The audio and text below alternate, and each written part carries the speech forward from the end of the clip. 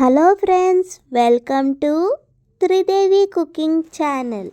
100% న్యాచురల్గా ఎలాంటి artificial colours లేకుండా హెల్దీ పద్ధతిలో ఎలాంటి కోవా అవసరం లేకుండా ఎలాంటి షుగర్ పాకం అవసరం లేకుండా 15 నిమిషాల్లోనే తయారైపోయే, నోట్లో వేసుకుంటే అలా కరిగిపోయేంత రుచికరంగా ఉండే లడ్డూలు ఎలా తయారు చేయాలో చూసేద్దామండి. ఒక మిక్సీ జార్ తీసుకొని దాంట్లోకి 1 కప్పు వరకు పంచదారను వేసుకోండి. 1/2 కప్పు వరకు జీడిపప్పు పలుకులను వేసుకోండి. 1/2 కప్పు వరకు నానబెట్టి పొట్టు వలుచుకొని ఆరబెట్టుకున్న బాదాం పలుకులను వేసుకోండి. 5 ఇలాచీలను వేసుకోండి. మెత్తని పౌడర్ కింద గ్రైండ్ చేసి ఉంచుకోండి. ఇప్పుడు అదే మిక్సీ జార్లోకి ఒక పెద్ద బీట్రూట్ని చిన్న చిన్న ముక్కలుగా కట్ చేసి వేసుకోండి. పాలను కూడా వేసుకొని మెత్తని ప్యూరీ కింద గ్రైండ్ చేసి ఉంచుకోండి. ఇప్పుడు స్టవ్ మీద ఒక ప్యాన్ పెట్టుకుని ఒక కొబ్బరికాయను తీసుకొని కొబ్బరికాయలోని వెనుక ఉన్న బ్రౌన్ భాగం అంతా కూడా తీసేసి తెల్లగా ఉన్న కొబ్బరికాయని ఈ విధంగా కోరుకొని వేసుకోండి. మీరు కావాలనుకుంటే పచ్చి కొబ్బరికాయ బదులుగా ఎండు కొబ్బరి పొడిని కూడా వాడుకోవచ్చండి. పచ్చి కొబ్బరికాయ తురుమును కొద్దిసేపటి వరకు బాగా కలుపుతూ వేగనివ్వండి. ఒక 2-3 టేబుల్ స్పూన్ల నెయ్యిని కూడా వేసుకోండి. నెయ్యి వేయగానే మంచి సువాసనలు వస్తాయండి. ఇప్పుడు కొబ్బరి పొడిలో నెయ్యి అంతా బాగా కలిసేలాగా కలుపుకోండి.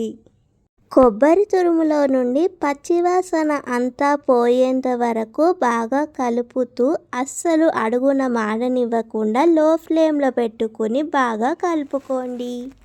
10 నిమిషాల వరకు బాగా వేగాక కొబ్బరి తురుములో నుండి మంచి సువాసనలు వస్తాయండి.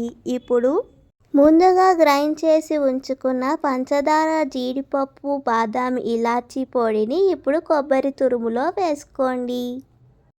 ఇప్పుడు జీడిపప్పు, బాదం పప్పు పొడి కూడా బాగా వేగాక దీంట్లోకి 1 గరిటె వరకు పాలను వేసుకోండి. కొబ్బరి పొడిలో పాలు బాగా కలిసేలాగా కలుపుకోండి. ఈ విధంగా పాలు కొబ్బరి పొడిలో బాగా కలిసి సాఫ్ట్ టెక్స్చర్లోకి మారాక 5 నిమిషాల వరకు బాగా వేగనివ్వండి. ఎప్పుడైతే మంచి సువాసన వస్తుందో అప్పుడు దాంట్లో మనం ముందుగా తయారు చేసి ఉంచుకున్న బీట్రూట్ రసాన్ని వేసుకోండి. కొబ్బరిలో బాగా ఈ బీట్రూట్ రసాన్ని కలిసేలాగా కలుపుకోండి. ఈ లడ్డు మన ఆరోగ్యానికి ఎంతో మేలు చేస్తుందండి.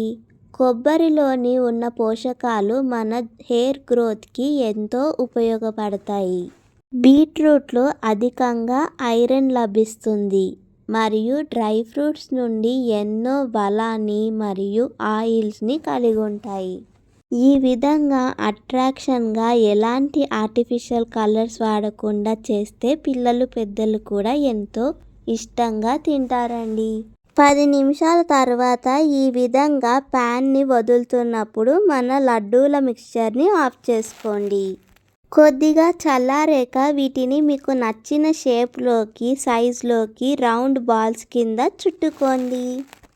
ఎప్పుడైనా ఏదైనా వెరైటీగా, హెల్దీగా స్వీట్ని తయారు చేయాలనుకున్నప్పుడు ఈ రెసిపీని తప్పకుండా ఒకసారి ట్రై చేసి చూడండి. స్వీట్ షాప్లో చేసే అంత టేస్టీగా కేవలం 3 పదార్థాలతో నోట్లో వేసుకుంటే అలా కరిగిపోయే పాలకోవను ఇంట్లోనే 15 నిమిషాల్లో ఎలా తయారు చేయాలో చూసేద్దామండి. స్టవ్ మీద ప్యాన్ పెట్టుకుని 2-3 టేబుల్ స్పూన్ల నెయ్యిని వేసుకోండి.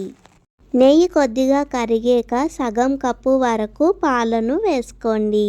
పాలు కొద్దిగా వేడయ్యాక 1/2 కప్పు వరకు పంచదారను మిక్సీ జార్లో వేసుకొని మెత్తని పొడి కింద గ్రైండ్ చేసుకొని వేసుకోండి. మీకు స్వీట్ ఎక్కువగా తినడం ఇష్టమవుతే 1 కప్పు వరకు పంచదార పొడిని కూడా వేసుకోవచ్చండి. పంచదార పొడి ఎలాంటి ఉండలు లేకుండా బాగా పాలల్లో కలిసేలాగా కలుపుకోండి.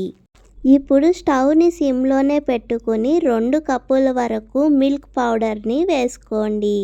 మిల్క్ పౌడర్ కూడా అస్సలు ఎటువంటి ఉండలు లేకుండా బాగా పాలల్లో కలిసేలాగా కలుపుకోండి. స్టవ్ని ఇప్పుడు లో టు మీడియం ఫ్లేమ్లో పెట్టుకుని మిల్క్ పౌడర్ అంతా కూడా పాలల్లో బాగా కలిసేలాగా అస్సలు ఉండలు లేకుండా కలుపుకోండి. అస్సలు ఆగకుండా కంటిన్యూస్గా కలుపుతూనే ఉండండి, లేదంటే అడుగున అంటుకుపోతుంది. కాబట్టి అస్సలు ఆపకుండా ఒక 5 నిమిషాల వరకు కంటిన్యూస్గా కలుపుతూనే ఉండండి.